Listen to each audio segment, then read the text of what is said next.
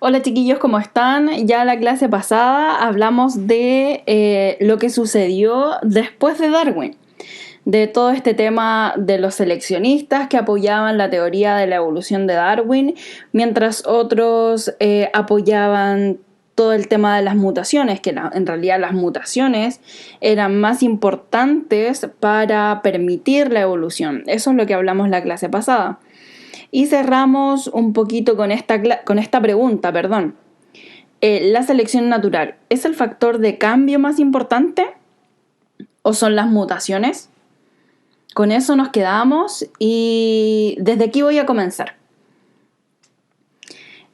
En la siguiente diapositiva les voy a mostrar prácticamente la respuesta a esa pregunta. Fíjense bien.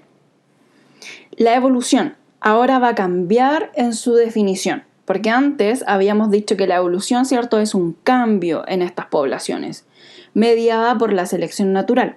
Pero fíjense ahora la evolución tiene otra definición y esta es la definición actual. ¿Qué dice esta definición? La evolución sigue siendo un cambio, ¿ok? Pero en la frecuencia génica introducida por mutaciones aleatorias. Mucha información en esa frase. Miren, es un cambio en la frecuencia con la que aparecen los genes en una población, ¿ya? ¿Y quién introduce ese cambio en la frecuencia de los genes? Las mutaciones. ¿Ya? En la medida que nosotros tenemos más mutaciones dentro de una población, vamos a tener una mayor posibilidad de cambio en la frecuencia de nuestros genes. No piensen como un individuo, siempre piénsenlo a nivel de población, ¿ya? Entonces, mientras más mutaciones, más posibilidades de cambiar tenemos. Lo que pasa con los virus en el fondo son un cambio en su ADN, en su ARN, y eso hace que los virus evolucionen. Entonces nosotros vamos a evolucionar en la medida que nuestros genes vayan cambiando, ¿ya? Acá les voy a mostrar un ejemplo. Tenemos un continente, ya que es la población originaria, que se va a representar por este círculo. Y acá tenemos una isla, ¿ya? Entonces la evolución es un cambio en la frecuencia de los alelos. Recuerden ustedes que los alelos pueden ser A mayúscula y A minúscula. Este es el alelo dominante y este es el recesivo. Entonces la evolución, de nuevo, es un cambio en la frecuencia de estos alelos que tanto aparecen en la población a través del tiempo. Miren, acá hay un ejemplo sencillo. Miren, la frecuencia de A significa de este alelo, de este gen. Un alelo, ¿cierto? Es como un gen para que me comprendan con más facilidad. La frecuencia de este alelo es de 0.61, ¿ya? En esta población. Y la frecuencia del alelo más pequeñito, de la minúscula, es de 0.39 en esta población, la que vive en el continente. Pero ¿qué pasa si hay algunos individuos de esta población que migran hacia una isla? Estos individuos que llegaron a la isla es probable que evolucionen. ¿Y cómo nos damos cuenta de que evolucionaron? Porque fíjense, cambió la frecuencia de A mayúscula. Ahora es 0.33 y la de A minúscula es 0.67. Entonces, pregunta del millón, ¿evolucionó esta población con respecto a esta? Sí, hubo evolución. Eso es el neodarwinismo, eso es la evolución actualmente. Cada vez que ustedes quieran medir la evolución en alguna población, en alguna especie, incluso en los mismos humanos, tenemos que simplemente calcular la frecuencia de los alelos de un dominante y un recesivo. Y ahí lo podemos conocer. Entonces, con este ejemplo damos origen a esta clase de genética de poblaciones, que la verdad la voy a hacer un poquito conceptual. No vamos a entrar todavía en ejercicios. Solo lo quiero hacer de forma conceptual. Entonces, título, genética de poblaciones. Esta genética de poblaciones es un cambio en las frecuencias de los alelos, ya lo vimos, ¿cierto? en una población a través del tiempo. ¿Y quién produce estos cambios? Las mutaciones. Ahora, cuando la frecuencia de los alelos, frecuencia de alelos parece, es constante, va a ocurrir algo. Va a ocurrir, en realidad, que no va a ocurrir, la evolución. Entonces, cuando la frecuencia de los alelos es constante, no hay evolución. Fíjense, porque es como el opuesto, ¿cierto? Esto es un cambio de la frecuencia de los alelos. Eso es evolución. Pero cuando los alelos son constantes, es decir, no cambian, esto lo anotan en su cuaderno, significa que no hay evolución, ¿ya? Y aquí, en esta diapositiva, estos son los dos personajes, Hardy y Weinberg, los que postulan la genética, ¿cierto? Todas las teorías de todos los pasos para comprender la genética de poblaciones.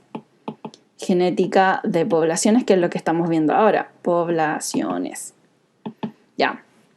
Entonces, estos dos personajes dicen que la frecuencia de los alelos en una población va a permanecer constante. Sí, es decir, la frecuencia de los alelos de una población permanece constante significa que no hay evolución.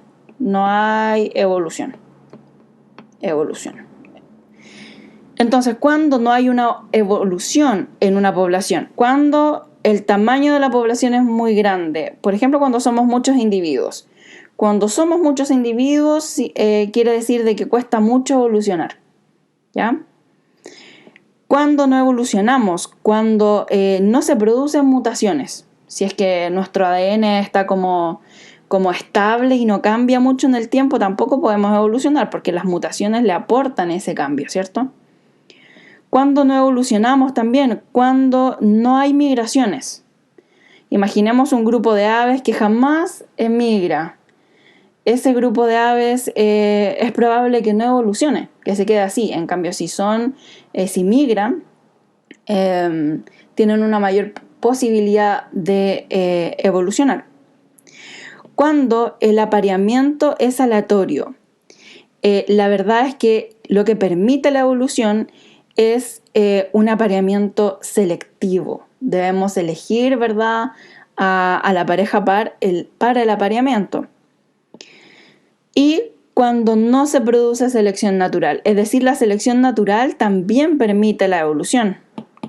También permite evolución. ¿Ya? Entonces, cuando no evolucionan las poblaciones, cuando se cumplen todo esto. Ahora, cuando se cumple todo esto, es que se dice que está en el equilibrio de Hardy y Weinberg. ¿Ya? La idea es que las poblaciones no estén en equilibrio, porque si no están en equilibrio, ellas pueden evolucionar. Entonces, vuelvo a repetir, una población, cuando está en el equilibrio de Hardy y Weinberg, que son estos dos personajes, así se le llamó a este equilibrio, es una población que no evoluciona. Entonces, desde aquí en adelante, cuando yo digo esta población está en equilibrio de Hardy y Weinberg, significa que la población no cambia. Significa que la población no evoluciona, que la población tiene todas estas características. ¿Y eso creen ustedes que es posible? ¿Es posible que las poblaciones estén en el equilibrio de Hardy y Weinberg? ¿O se rompe ese equilibrio? Claramente se rompe porque en una población es difícil que no existan las mutaciones. Siempre en una población van a existir las mutaciones. Por lo tanto, sí va a ocurrir una evolución, aunque sea pequeña, pero sí van a evolucionar las poblaciones. Entonces esto es como algo utópico, algo que en realidad lo calcularon para hacer cumplir una ley. Pero es difícil que una población cumpla con el equilibrio de Hardy y Weinberg. Ya. Aquí tenemos varias palabritas también. Esto es biología ya más pura, ¿cierto? Esto es como el lado específico de la biología, así que no se asusten. Ya después lo vamos a seguir viendo todos estos conceptos. Ya vimos selección natural. La selección natural va a cambiar el acervo génico. ¿Qué significa acervo génico? Es como este saquito de genes, ¿ya? Lo que yo les comentaba antes. Es como el conjunto de todos los genes de una población. Ese es el acervo génico. La selección natural, por supuesto, va a cambiar los genes en una población. ¿Por qué? Porque va a eliminar algunos genes.